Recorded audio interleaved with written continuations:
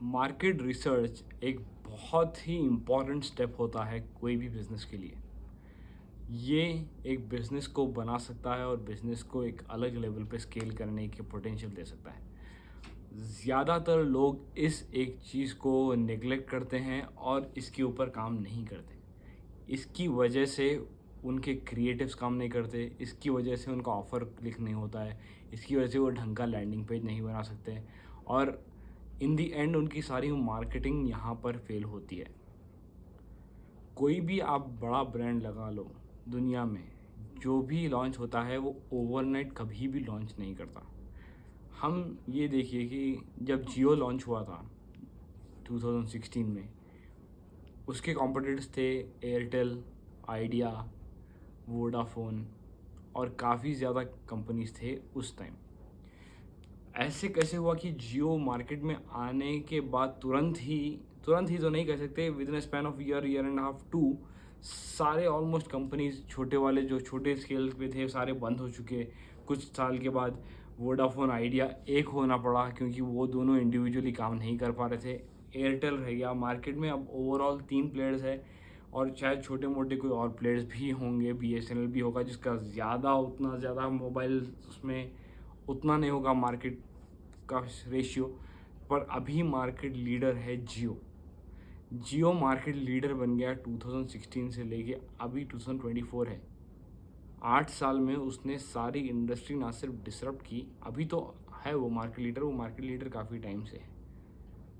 जब the moment Jio market में घुसा सारे दूसरे ब्रांड्स हिल गए थे। क्यों ऐसे कैसे कर पाया? डू यू थिंक कि जियो ओवरनाइट उसने डिसाइड किया कि यार हम खोल दे, एक सिम कार्ड निकाल के लोगों को दे देंगे फ्री में, हम उन्हें फ्री में इंटरनेट देंगे, उनको कम रेट में इंटरनेट देंगे, ये सब करेंगे? वो ओवरनाइट क्या उसने ऐसे कर दिया होगा?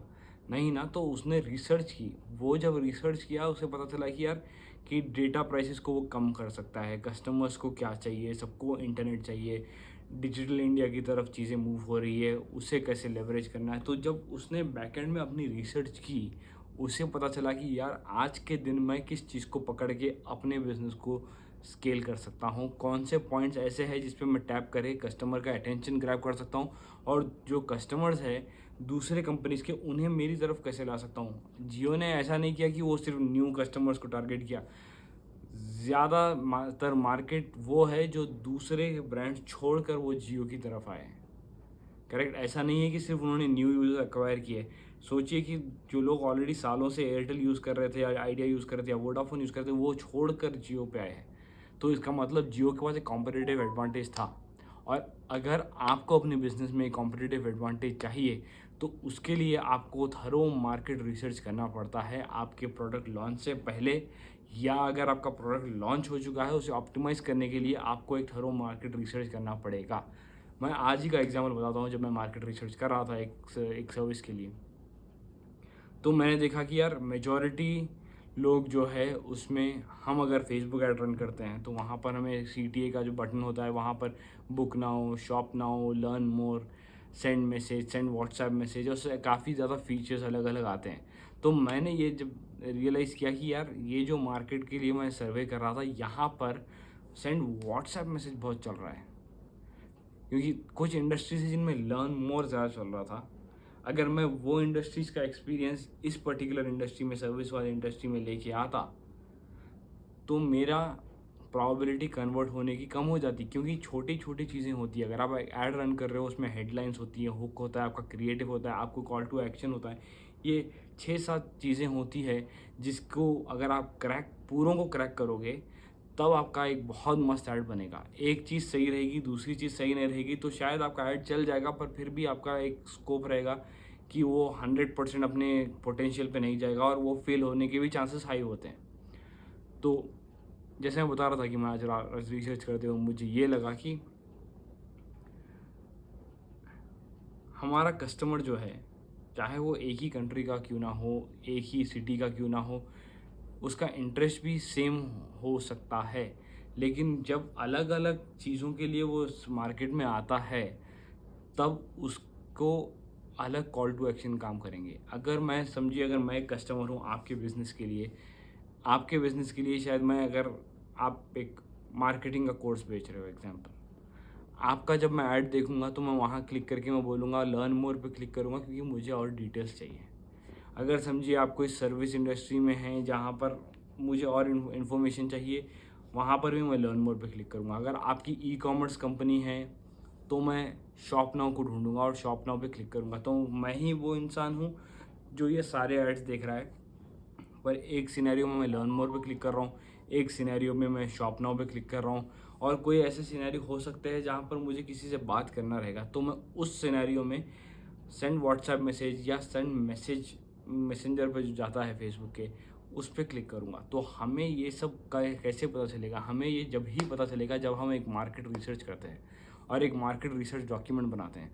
मैंने ऑलरेडी इसके बारे में शॉर्ट्स बनाए हैं, रील्स बनाए हैं, वीडियोस बनाए हैं मार्केट रिसर्च के बारे में, पर इसके ऊपर मैं ज़्यादा कितना एम्फोसाइज़ कर सकता हूँ मुझे नहीं पता। ये कितना भी एम्फोसाइज़ करूँगा तो ये कम ही पड़ेगा। क्यों? क्योंकि मार्केट रिसर्च में ही गेम है। अगर आप टॉप के मार्केटर्स को देख लो, आप एलेक्स हरमोजी को उठा लो, कोई भी दुनिया के टॉप के मार्केटर को उठा लो आप, वो एक ही काम करते कहते हैं कि यार आप जितना टाइम रिसर्च में बिताओगे उतना आपका प्रोडक्ट एंड में जो निकलेगा ज़बरदस्त निकलेगा, मस्त निकलेगा, टॉप क्लास निकलेगा। तो हमें ये फोकस करना है कि हम सही से रिसर्च कैसे कर सकते हैं, जिसके बारे में मैंने बताया है। आप फेसबुक के अपने कॉम्पिटिटर्स को देखो, गूगल में अपने कॉम्पिटिटर्स को देखो, और आप देखो कि लोग क्या सर्च कर रहे हैं। अगर आप प्रोडक्ट बिजनेस में हो तो आप अमेज़ोन में जाकर देखो, आप यूट्यूब पे अगर आपकी सिमिलर नीश या कोई अगर आप कोर्स बना के बेच रहे हो, सिमिलर टॉपिक्स पे कोई यूट्यूबर है जिसने यूट्यूब पे सिमिलर आपके टॉपिक में वीडियो बनाए हैं, उनकी कमेंट्स पढ़ो। तो आप जब उनके कमेंट्स पढ़ोगे आपको पता चलेगा कि जो बंदा यूट्यूब वीडियो देख रहा है उस पर्टिकुलर टॉपिक में जिसमें आप डील करते हो, आपको उसके अंदर के दिमाग में क्या चल रहा है वो पता चलेगा।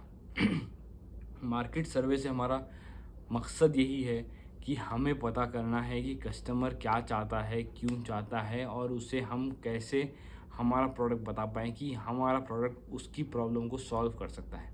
इसके लिए आप इन डेप्थ मार्केट रिसर्च करिए, कॉम्पिटिटर्स को समझिए, मार्केट को समझिए। आप कॉम्पिटिटर एनालिसिस के चक्कर में 4 कॉम्पिटिटर्स को ऊपर से देख के हाँ यार मैंने कर लिया है बोल के मत करो। अगर मैं आपको पूछूंगी यार कल के दिन, अरे यार ये मार्केट के बारे में मुझे बताओ, तो आपको इतना अच्छा पता होना चाहिए कि मुझे लगना चाहिए कि ये बंदा तो बहुत ज्ञानी है, ये ज्ञानी बाबा है इस पर्टिकुलर इंडस्ट्री का, वो लेवल का आपको रिसर्च करना चाहिए।